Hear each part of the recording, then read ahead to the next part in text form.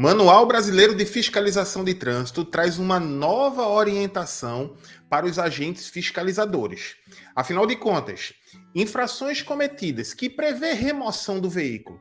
Os veículos, mesmo não tendo nenhum problema que traga risco à segurança no trânsito, serão removidos a depósito, mesmo sem nenhum risco.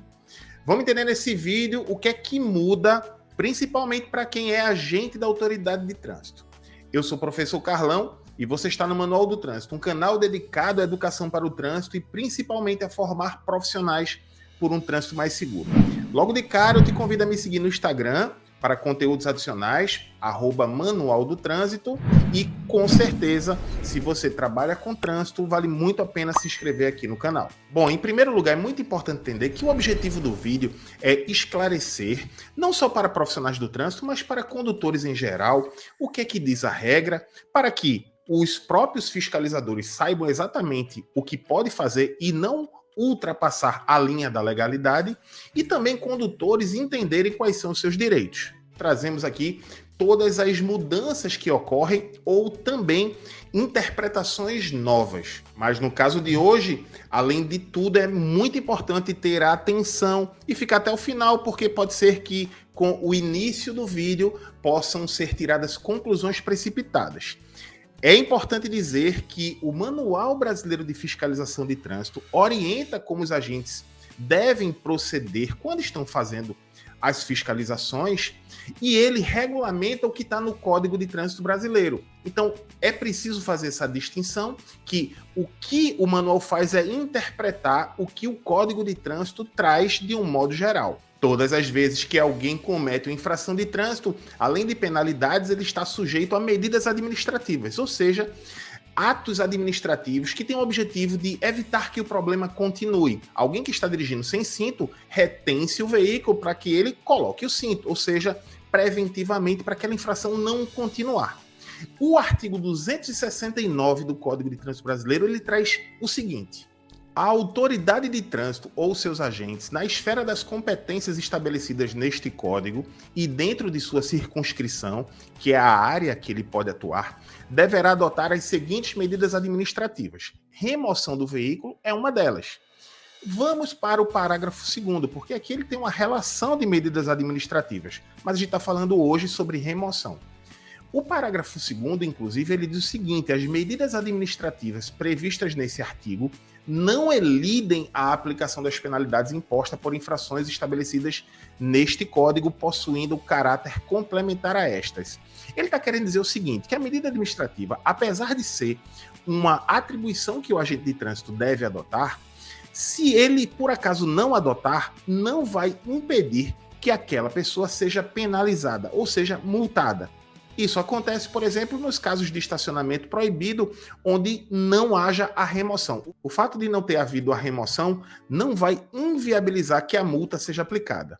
Mas também nós temos o parágrafo 1º que diz o seguinte: a ordem, o consentimento, a fiscalização, as medidas administrativas e coercitivas adotadas pela autoridade de trânsito e seus agentes terão por objetivo prioritário a proteção da vida e a incolumidade física das pessoas. Então, neste artigo 269, ele traz ali o rol de medidas administrativas, apesar de existirem outras que não estão listadas ali, e diz o porquê delas existirem.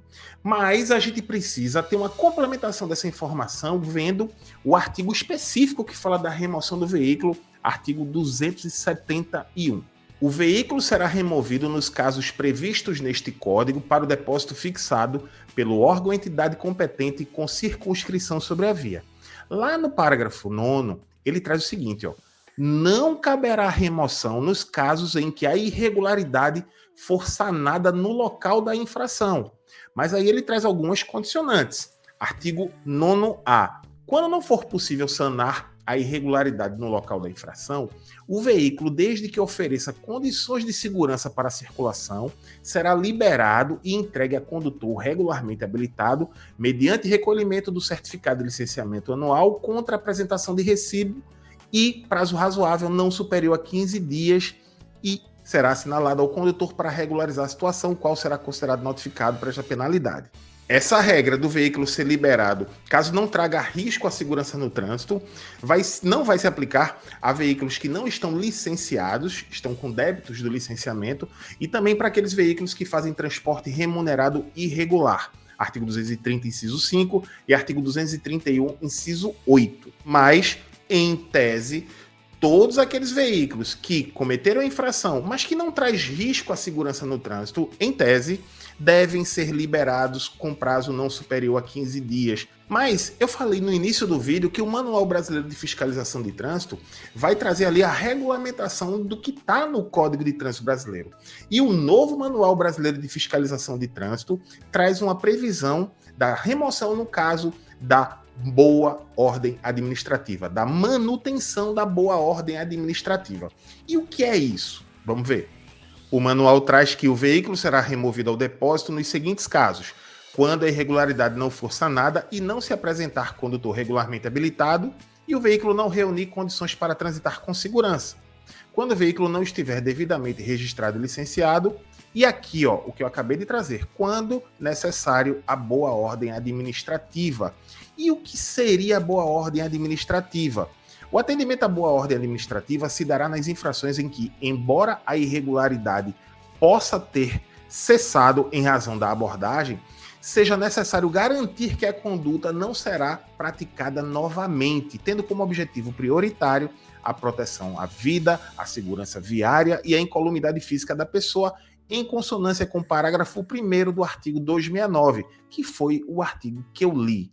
E aqui abaixo ele traz alguns exemplos, não se cessa por aqui, infrações que devem ser garantidas à boa ordem administrativa. E neste caso, o veículo deverá ser removido. Por exemplo, o artigo 173, fazer racha, fazer pega. Artigo 175, manobra perigosa. Artigo 231, inciso 8, a gente já falou do transporte irregular. Ou o artigo 253A, que é bloquear a via ali de forma intencional para interromper, restringir a passagem de outras pessoas.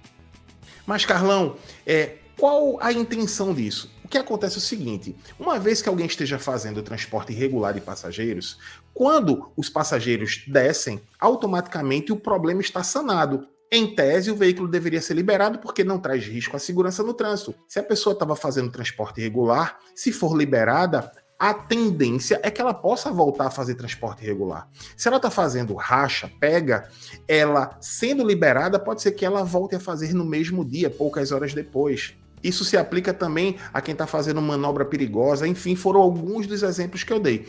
Portanto, mesmo infrações em que seja cessado o problema em razão da abordagem, para a manutenção da boa ordem administrativa, o veículo será, sim, removido a depósito quando o agente da autoridade de trânsito entender que aquele risco que estava sendo trazido pode voltar a acontecer, porque o condutor pode voltar a cometer a mesma infração se for liberado. Dessa forma, a gente encontra agora uma nova regulamentação no Manual Brasileiro de Fiscalização de Trânsito, porque é importante salientar que o Código de Trânsito ele diz quais são as possibilidades de medidas administrativas sem ser taxativo. Inclusive, ele define tanto para a autoridade quanto para os agentes da autoridade de trânsito, e a forma como serão aplicadas as medidas administrativas podem e devem ser regulamentadas através de resolução, e é o que é o Manual Brasileiro de Fiscalização de Trânsito.